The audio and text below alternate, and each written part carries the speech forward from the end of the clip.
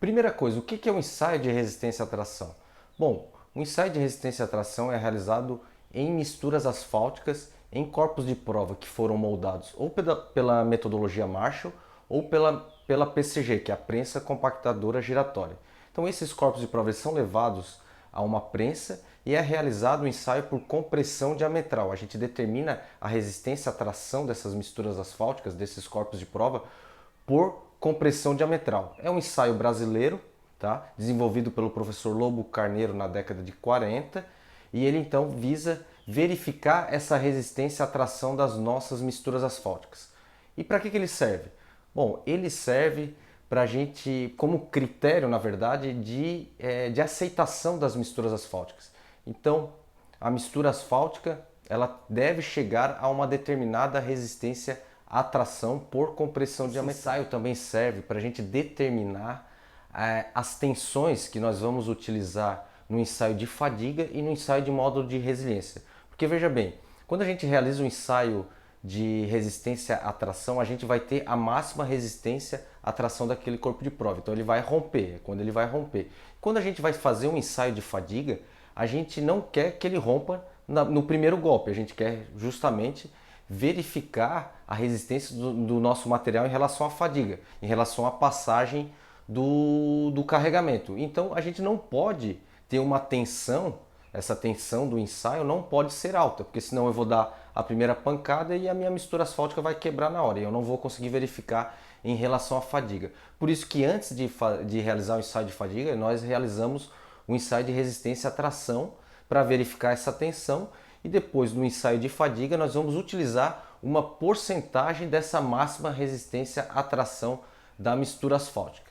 Bom, mas vamos ver um pouquinho melhor como é que é realizado esse ensaio de resistência à tração por compressão Fala diametral. pessoal, então o ensaio de resistência à tração por compressão diametral, ele é realizado utilizando essa norma aqui do DENIT, a 136/2018, certo? Deixa eu mostrar aqui para vocês o ensaio. Então aqui está o corpo de prova moldado ou no Marshall ou na PCG. Então é levado aqui para esse dispositivo, aqui para esse pórtico, onde é realizado a compressão desse corpo de prova diametralmente, e ele vai ter o plano de ruptura a tração, né, por tração, aqui, ó, nessa face aqui. Então ele vai romper por tração nessa face. Ele tem dois frisos metálicos ao longo do corpo de prova, então ele vai romper, vai ter uma compressão diametral e um rompimento à tração. Beleza? Outra coisa que eu quero mostrar então são os dois equipamentos. Ele pode ser através da prensa com anel de nanométrico aqui, tá? Equipamentos mais antigos, ou já sair a força, né? Já sair essa força da compressão, da resistência à compressão diametral pela célula de carga, um sistema automatizado. Beleza? Ele é calculado através da fórmula aqui, ó. Então, a tensão, a resistência à tração é calculada por duas vezes a força aplicada, né, até a ruptura, dividido por π, o diâmetro desse corpo de prova e a altura. A altura, na verdade, então, ou a espessura, né, desse corpo de prova. Então é assim que a gente determina a resistência à tração. Deixa eu mostrar um exemplo para vocês aqui prático, que foi realizado no laboratório da Universidade Federal de Santa Catarina. Só botei aqui a tabela, então aqui eu fiz uma tabelinha com os tipos de mistura que foram realizados no ensaio de resistência à tração. Então, foi feito numa mistura asfáltica densa comum, numa mistura asfáltica com borracha, numa camada porosa de atrito, na CPA, né, numa mistura drenante com tamanho máximo de agregado de 9,5 mm, e numa mistura drenante com tamanho máximo de agregado de 12,5 mm. Esse ensaio foi realizado naquela prensa de nanométrica, então não tinha célula de carga.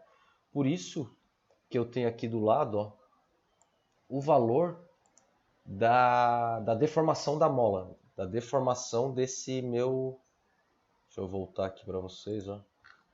Da deformação desse meu anel. Porque tendo a deformação desse meu anel e tendo o K dele, eu consigo calcular a força e verificar qual é a força que foi aplicada, né? Qual é a força que resistiu esse meu corpo de prova. Então, força igual a Kx, deixei aqui só para mostrar. Então, eu calculei a força multiplicando o tanto que deformou a mola vezes o K. E aí eu tive a força em Newton, multipliquei por 10 aqui só para acertar a unidade em Newton. E aí isso aqui é esse meu F, né? Esse meu F da fórmula aqui, ó. Esse é meu F. Tenho o diâmetro D, tenho a altura, calculo a resistência à tração em MPa. Só tá aqui a fórmula, só coloquei aqui a fórmula. 2 vezes F, o π vezes o diâmetro, vezes o F aqui o diâmetro, vezes o E3, que é a altura, e multipliquei por 100 também para transformar em MPa. E aí temos aqui então 1,15 MPa para mistura asfáltica densa comum, mistura asfáltica com borracha um pouquinho menor, a camada porosa um pouquinho menor, a drenante ainda um pouco menor ainda, tá? Resistência à tração por compressão diametral. Outra coisa que é importante lembrar, as nossas misturas asfálticas elas têm que atingir 0,65, né? Então o mínimo de 0,65 as misturas asfálticas densas, de acordo com a norma 031/2006, tá? Deixa eu procurar aqui só para mostrar para vocês, ó. Então ela tem que chegar e ter no mínimo 0,65, nesse caso chegou aqui a 1,15 e 1,12 em 2 corpos de prova. A mistura porosa, camada porosa de atrito, ela tem que chegar a um mínimo de 0,55. E vem da onde isso? Vem da norma 386/99, que ela especifica nossa mistura asfáltica. Não encontrei. Deixa eu ver aqui, ó. Ó, ela tem que chegar a 0,55 MPa, ou aqui, né? Ela está em quilograma força por centímetro quadrado, 5,5. Beleza, pessoal? Acho que é isso. Acho que era tudo que vocês precisam saber, que a gente precisa saber sobre o ensaio de resistência à tração por compressão diametral. Forte abraço.